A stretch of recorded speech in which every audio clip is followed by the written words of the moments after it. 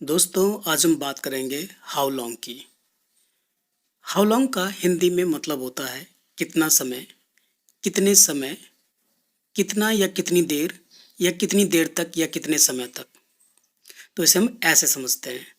तो present indefinite में आज हम सीखेंगे कि हाउ लॉन्ग का यूज़ कैसे करना है। तो पहले सीखेंगे हम इस तरह के स्ट्रक्चर को, जैसे कि अंग्रेजी सीखने में कितना समय लगता है, दिल्ली पहुंचने में या दिल्ली जाने में कितना समय लगता है, काम पर पहुंचने में कितना समय लगता है। इस तरह के स्ट्रक्चर को बनाने के लिए सबसे पहले हाउ लॉन्ग का यूज़ होता है, फिर उसके बाद हम लगाते हैं डज, फिर उसके बाद लगाते हैं इट, उसके बाद टेक, फिर हमें लगाना है टू और फिर वर्ब की फर्स्ट फॉर्म और लास्ट में अदर वर्ड्स अगर हैं तो। चलिए इसे एग्जाम्पल के माध्यम से समझने की कोशिश करते हैं। अंग्रेजी सीखने में कितना समय लगता है? How long does it take to learn English? Delhi पहुंचने में कितना समय लगता है या दिल्ली पहुंचने में कितनी देर लगती है, इसका भी यही मतलब है। तो इसे इंग्लिश में कहेंगे how long does it take to get to Delhi? काम पर पहुंचने में कितना समय लगता है? काम मतलब ऑफिस की बात हो रही है। How long does it take to get to work? कोई कितने समय तक किसी काम को करता है?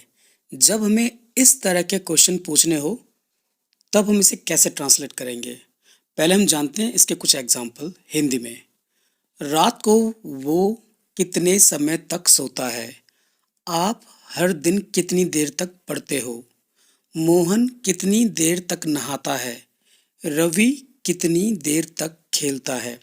जब इस तरह के क्वेश्चन होते हैं तो उसे ट्रांसलेशन हम कैसे करते हैं, आइए सीखते हैं। इस तरह के क्वेश्चन को बनाने के लिए सबसे पहले हम लगाते हैं हाउ लॉन्ग, फिर उसके बाद लगाते हैं डू या डज। डू या डज सब्जेक्ट के अकॉर्डिंग लगता है। हम लगाते हैं वर्ब की फर्स्ट फॉर्म और फिर अदर वर्ड्स। तो चलिए कुछ एग्जांपल देखते हैं। रात को वो कितने समय तक सोता है या कितनी देर तक सोता है, इसे इंग्लिश में कहेंगे how long does he sleep at night. यहाँ पे डज ही के अकॉर्डिंग लगा है। इस वाले कॉन्सेप्ट को हमने प्रेजेंट इंडेफिनिट में अच्छे से समझा था। जिन लोगों को ये कॉन्सेप्ट पता नहीं है वो लिंक पे क्लिक कर सकते हैं, लिंक डिस्क्रिप्शन बॉक्स में दे दिया गया है। आप हर दिन कितनी देर तक पढ़ते हो? How long do you study every day? यहाँ पे डू हमने यू के अकॉर्डिंग लगाया है। मोहन कितनी देर तक नहाता है? How long does Mohan take a bath? Ravi कितनी देर तक खेलता है? How long does Ravi play? किसी इंसान को कोई काम करने में कितना समय लगता है? जब हमें इस तरह के क्वेश्चन पूछने हो, फॉर एग्जाम्पल तुम्हें होमवर्क खत्म करने में कितना समय लगता है या कितनी देर लगती है? रवि को काम पर ड्राइव करके जाने में कितना समय लगता है?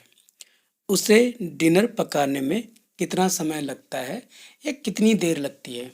जब हमें इस तरह के क्वेश्चन पूछने होते हैं तो उसे इंग्लिश में हम कैसे कहें, आइए सीखते हैं।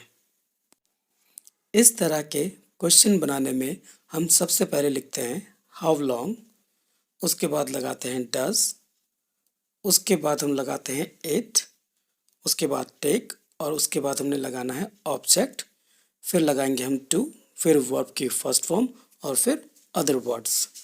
अब यहाँ पे ऑब्जेक्ट को समझना है। ऑब्जेक्ट मतलब जैसे राम हो गया, यू हो गया, मी हो गया, मी मतलब मुझे, हर मतलब उसे, हिम मतलब उसे या उसको लड़के के लिए, देम मतलब उनको, अस मतलब हमको। इनके ये हिंदी में मतलब होते हैं। तो चले कुछ एग्जांपल देखते हैं। तुम्हें होमवर्क खत्म करने में कितना समय लगता है या कितनी देर लगती है? How long does it take you to finish homework? Ravi को काम पर ड्राइव करके जाने में कितना समय लगता है या कितनी देर लगती है, यानी ऑफिस वो कार से जाने में उसे कितना समय लगता है। How long does it take Ravi to drive to work? उसे डिनर पकाने में कितना समय लगता है?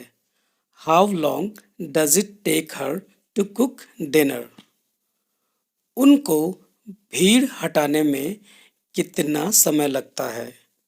How long does it take them to clear the crowd? Crowd मतलब भीड़। तो उम्मीद करता हूँ दोस्तों आपको ये वीडियो पसंद आया होगा। पसंद आया तो वीडियो को लाइक कीजिए, चैनल को सब्सक्राइब कीजिए और वीडियो को दोस्तों में शेयर कीजिए। Thanks for watching.